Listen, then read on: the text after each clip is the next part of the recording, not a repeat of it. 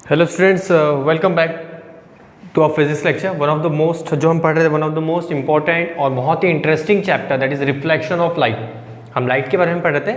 One of the we can say right reflection of light. Okay, in reflection of light we have seen what are the basic terminology like incident ray, reflected ray, normal, what is plane, what is angle of incidence, what is angle of refraction and all that. Okay, till now we have completed our study by using a plane mirror.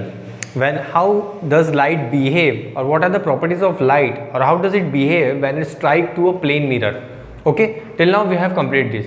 Now we will see the how light whenever light strike to a spherical mirror, and first of all we will see what will be the spherical mirror. ठीक है? Okay, so now further discussion will be related with spherical mirror, image formation, how this image is formed in a spherical mirror, and what are the uses of this mirror. Okay, तो हम आगे पढ़ने वाले हैं spherical mirror की study करेंगे कि spherical mirror क्या होता है। उसके बाद इसमें इमेज अगर फॉर्म होती है तो इमेज किस तरीके से फॉर्म होती है, what are the qualities, what are the characteristic property while forming the image in spherical mirror. Okay, and third we will be seeing what are the uses. चीज़ें के लिए तीन चीज़ें हम पढ़ने वाले हैं स्पेरिकल मिरर करके। ओके, तो सबसे पहले स्पेरिकल मिरर में हम जानते हैं कि व्हाट इज स्पेरिकल मिरर। ठीक है, a reflecting surface which is a part of a sphere is called spherical mirror. सबसे पहले हम पढ़ेंगे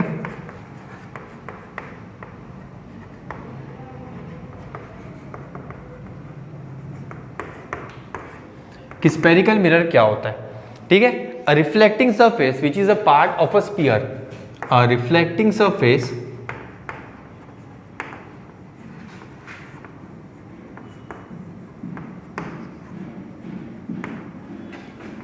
which is a part of mirror, part of sphere is known as spherical mirror. Okay, अब spherical mirror सबसे पहले हम कह रहे हैं कि स्फीयर का पार्ट होना चाहिए। ओके, स्फीयर हम कंसीडर करेंगे टाइप ऑफ एक सर्कुलर पार्ट। ठीक है, ये बन गया आपका स्फीयर। ओके, अब हम कह रहे हैं reflecting surface which is a part of a sphere. Part of a sphere मतलब पूरा स्फीयर हमें कंसीडर नहीं करें, कुछ पार्ट। अगर मैं कहता हूं इस पर्टिकुलर स्फीयर, इस स्फीयर को मैं यहां से कट कर देता हूं, इस तरफ से एक बार और इस तरफ से एक बार। ठीक है, मतलब अब क्या हुआ, हमारे पास टू डिफरेंट पार्ट अवेलेबल हो गए। एक ही आपको ये दिखाई दे रहा है, ये पार्ट फर्स्ट और सेकंड। ठीक है, अगर इस दो पार्ट को हम इंडिविजुअली देखते हैं तो किस तरीके से दिखेगा। अगर हम ये पार्ट देखते हैं that is right hand side, section A, section B. अगर सेक्शन ए को हम कट करते हैं और देखते हैं सेक्शन ए कैसे दिखेगा आपका, कुछ इस तरीके से, अ पार्ट ऑफ स्फीयर। ठीक है, कर्व। अब सेक्शन बी कैसे दिखेगा, कुछ दिस वे। ये चीजें क्लियर है?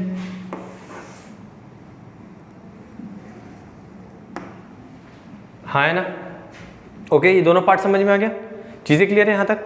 एक first part that is section B and section A, ये सेकंड पार्ट। अब इस केस में क्या होगा, अब आपको यहाँ पे दो डिफरेंट टाइप ऑफ मिरर देखने मिलेंगे। एक रहेगा कॉनकेव मिरर और एक रहेगा कॉन्वेक्स। ठीक है, तो जो कॉनकेव मिरर होता है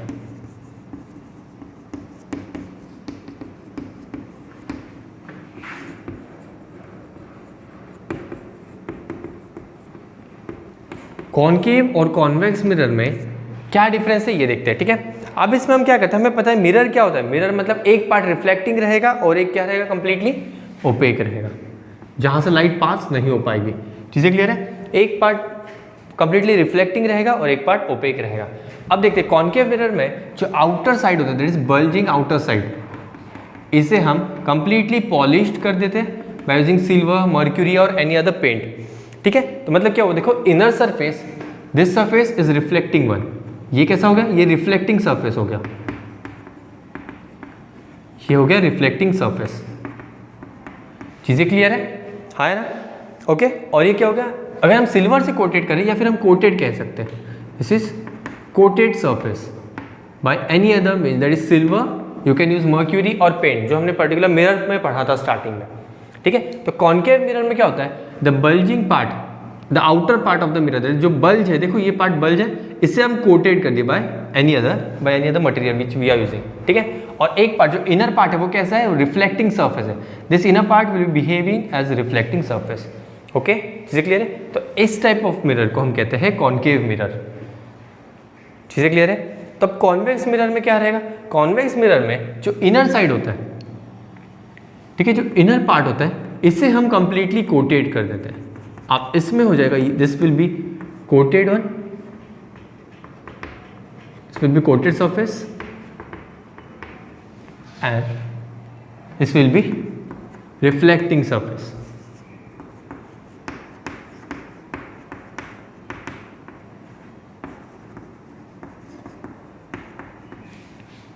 ये चीजें क्लियर है, समझ में आ गया। ओके, तो यहाँ पे पता होना चाहिए, इंपॉर्टेंट है, क्योंकि हम यहाँ पे आगे रे डायग्राम्स पढ़ने वाले हैं और साथ में न्यूमेरिकल्स करने वाले हैं, ठीक है। तो रे डायग्राम जब हम बनाएंगे, रे डायग्राम कैसे बनाते हैं, उसका कुछ रूल्स एंड रेगुलेशन होता है जो हमें फॉलो करना होती है। अगर वो रूल्स एंड रेगुलेशन आप फॉलो नहीं करोगे तो आपका रे डायग्राम परफेक्ट नहीं बनेगा। And always you have to adjust with in the ray diagram, और एडजस्टमेंट से कभी भी आपको मार्क्स नहीं मिलते। चीज़ें क्लियर है। आप एडजस्टमेंट करके अगर रे डायग्राम बनाओगे आगे चल के तो क्लियरली दिखाई देता है, इट इज़ क्लियरली विजिबल, तो आपके मार्क्स वहाँ पे आप डिडक्ट हो सकते हैं। चीज़ें क्लियर है।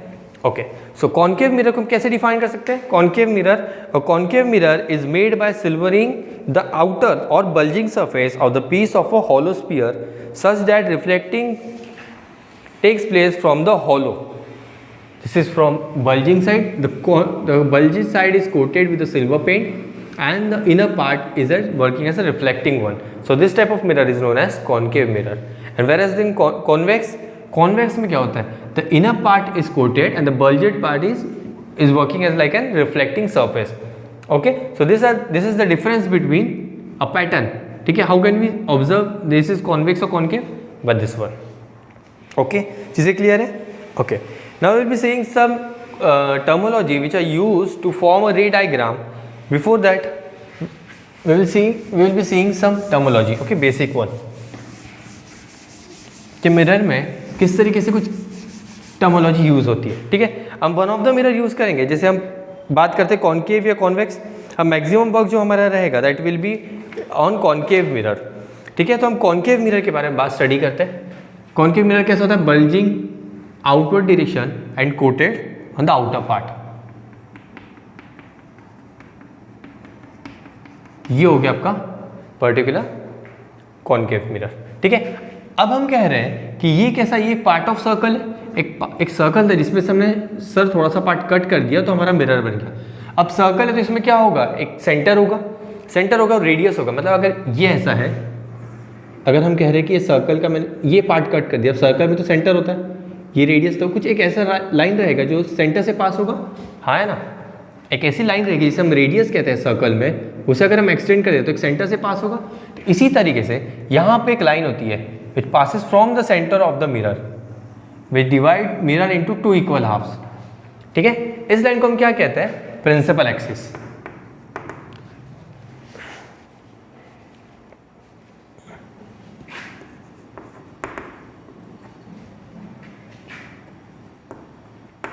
ये होती है प्रिंसिपल एक्सिस।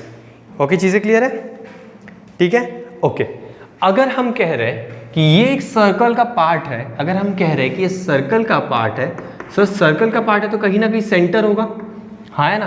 तो अगर हम ये कह रहे हैं कि ये सर्कल है तो यहाँ पे सर कहीं सेंटर होगा इसका, कंसिडर करते हैं बहुत बड़ा सर्कल है, इसका एक सेंटर होगा। इस सेंटर को हम कहते हैं सेंटर ऑफ कर्वेचर, इसे हम क्या कहेंगे, centre of curvature. Centre of curvature कैसे कि सर कर्व पार्ट का सेंटर, इसलिए सेंटर ऑफ कर्वेचर। ये चीजें क्लियर है ना। सेंटर से जो लाइन यहां तक जो ड्रॉन होती है, मतलब ये हो गया, दिस इज सी और ये यहां पे कट कर रहा है। Let us name this particular point as a pole, इसे हम क्या कहते हैं, पोल कहते हैं। This is pole of a mirror, ठीक है, पोल ऑफ अ मिरर। चीजें क्लियर है। जब आप लेंस में पढ़ोगे तो जहां पे प्रिंसिपल एक्सिस इस particular mirror, okay, principal axis जब मिरर को जहां पे कट करती है वो पॉइंट को, इंटरसेक्शन पॉइंट को हम पोल कहते हैं, ठीक है, इन अ मिरर। जब हम लेंस की स्टडी करते हैं तो इसे सेंटर ऑफ, ठीक है, इसे सेंटर ऑफ कर्वेचर कहते हैं, इसे ऑप्टिकल सेंटर कहते हैं। In lens it is known as an optical centre, but in mirror it is known as an pole. चीज़ें क्लियर है? तो जब principal axis intersect the mirror at that point is known as pole. चीज़ें clear है? Okay, मतलब ये हो गया सर पोल। सर सेंटर से पोल तक देखिए, इसे हम रेडियस कह सकते हैं सर, अगर इस सेंटर का पार्ट है तो, सर्कल का पार्ट है तो। इसी तरीके से C to P क्या हो गया, ये बन गया रेडियस। इसे हम कहते हैं रेडियस ऑफ कर्वेचर।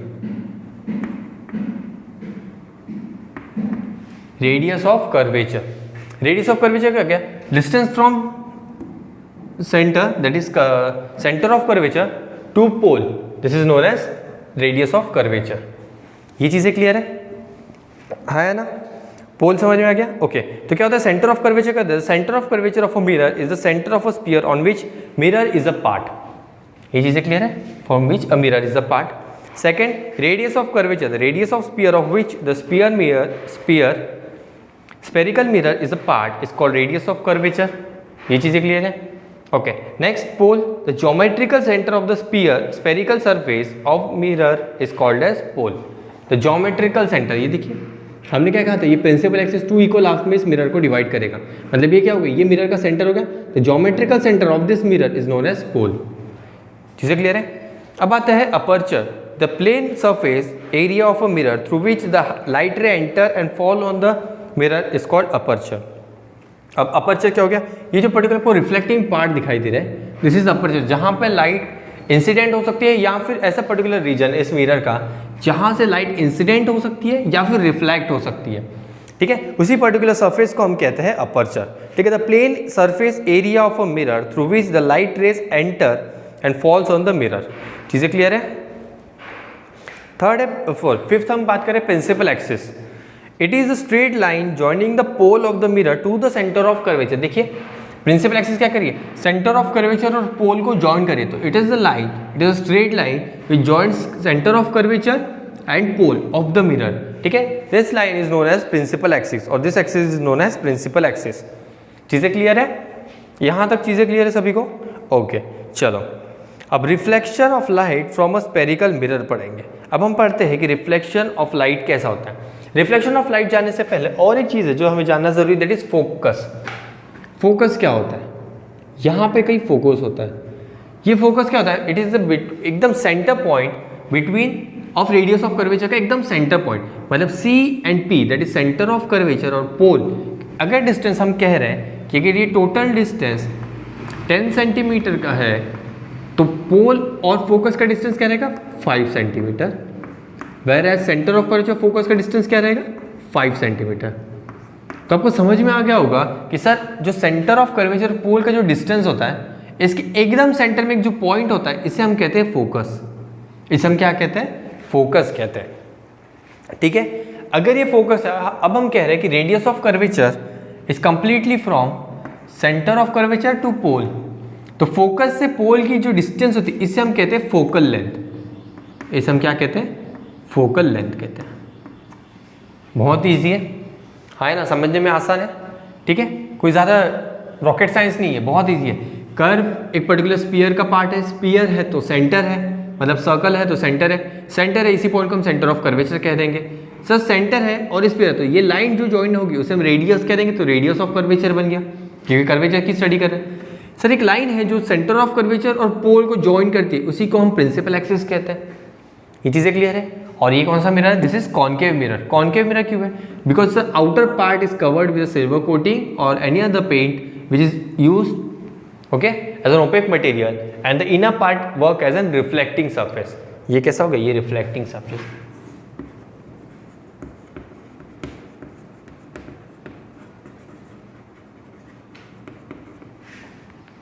ये चीज़ें क्लियर है? हाँ है ना? ओके, अब हम क्या करेंगे? अब हम रे डायग्राम्स बनाएंगे। ठीक है, अब हम रे डायग्राम्स की स्टडी करते हैं by using this all rules and अब हम कुछ रूल्स एंड रेगुलेशन भी देखेंगे। चीज़ें क्लियर है? रूल्स एंड रेगुलेशन पढ़ेंगे और साथ में रे डायग्राम्स भी फॉर्म करेंगे। ठीक है, अब सबसे पहले हम कॉन्केव, जो हमारी स्टडी रहेगी that will be completely depend on concave. ठीक है, ठीक है, कॉन्केव स्टडी के बारे में बात करते हैं। ओके, सबसे पहला convenient rays for the construction of image, सबसे इंपॉर्टेंट रूल्स,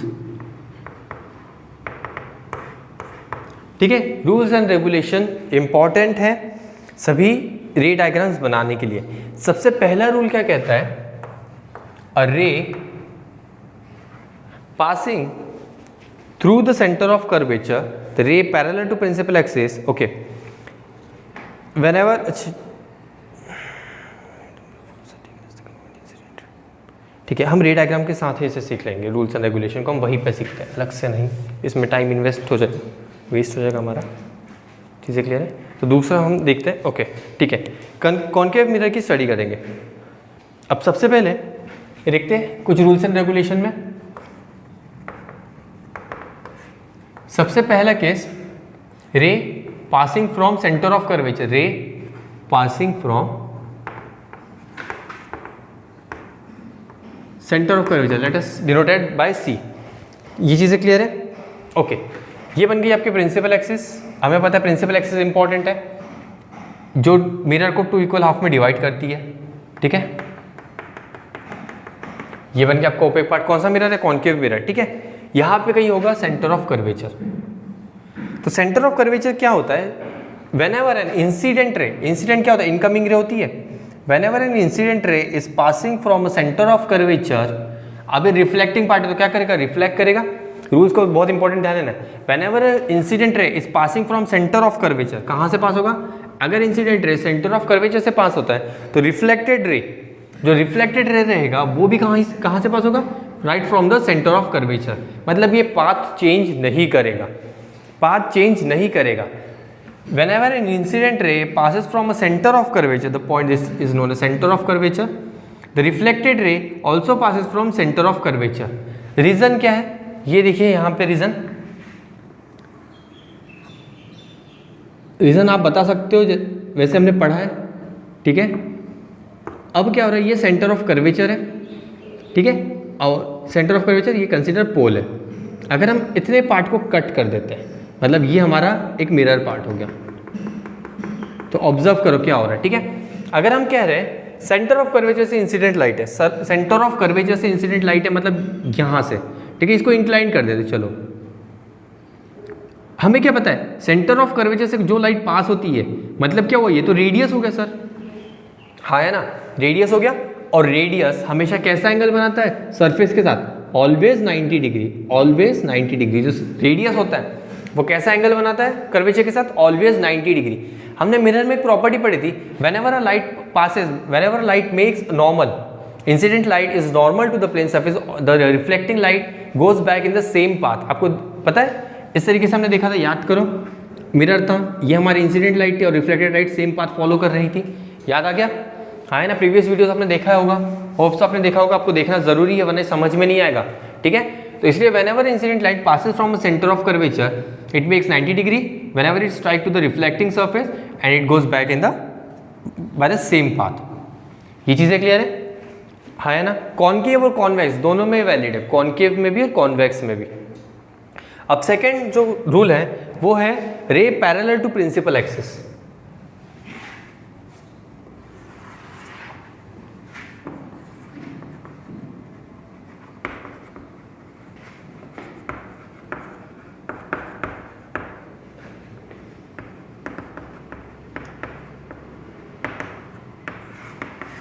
प्रिंसिपल एक्सिस को रे पैरेलल फिर से कैसे दिखेगी देखते हैं। प्रिंसिपल एक्सिस, कॉनकेव मिरर, ये आपका पोल हो गया, ये सेंटर ऑफ कर्वेचर कहिए, ठीक है। इंसिडेंट रे कैसी है, parallel, incident ray is parallel to principal axis, दिखाई दे रहे हैं, है ना, parallel to principal axis. So whenever an incident ray is parallel to principal axis, एक पॉइंट हमने देखा था दैट इज फोकस, है ना, which is in centre between curvature and pole, curvature pole के बीच में। तो whenever an incident light is parallel to principal axis, the reflected light always passes from focus, always. This is a mandatory rule, ठीक है, कि it always passes from focus whenever the incident light, yellow वाली हमारी incident light है, ठीक है, this is incident ray and this is reflected ray,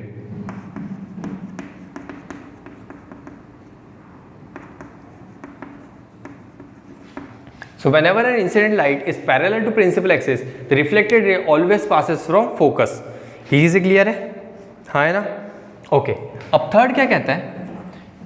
third कहता है रे पासिंग फ्रॉम फोकस, रे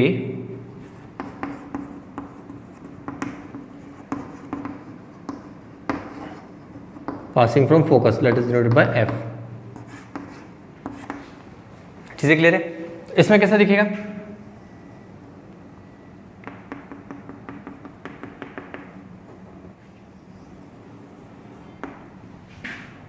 centre of curvature, focus.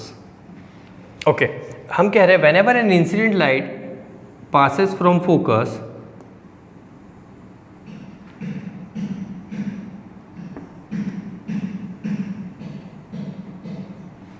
after reflection whenever an incident light passes from focus after reflection, it is always parallel to principal axis, always parallel to principal axis.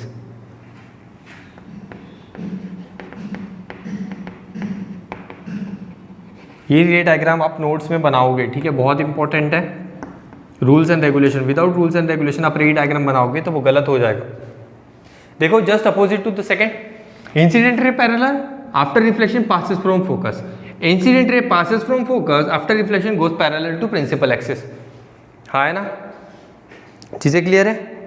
Okay, अब last case पढ़ते हैं, ठीक है, last case पढ़ते हैं, that is pole. Whenever an incident light passes from pole, अगर pole पे strike करती है तो क्या होता है, ठीक है, अरे इंसिडेंट एट पोल।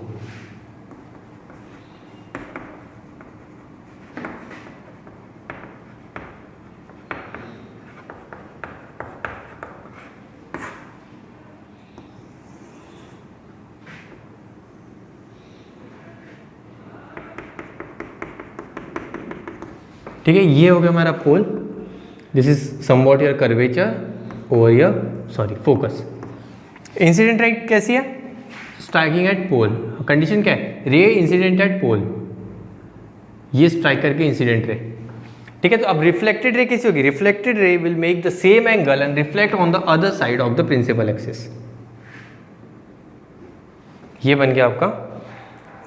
ये देखो यहाँ पे आपको एंगल दिखने मिलेगा with the normal, there is angle of incidence और ये बन जाएगा एंगल ऑफ रिफ्लेक्शन। चीज़ें क्लियर है? ये चारों रूल आपको क्लियर है? फर्स्ट क्या कहता है?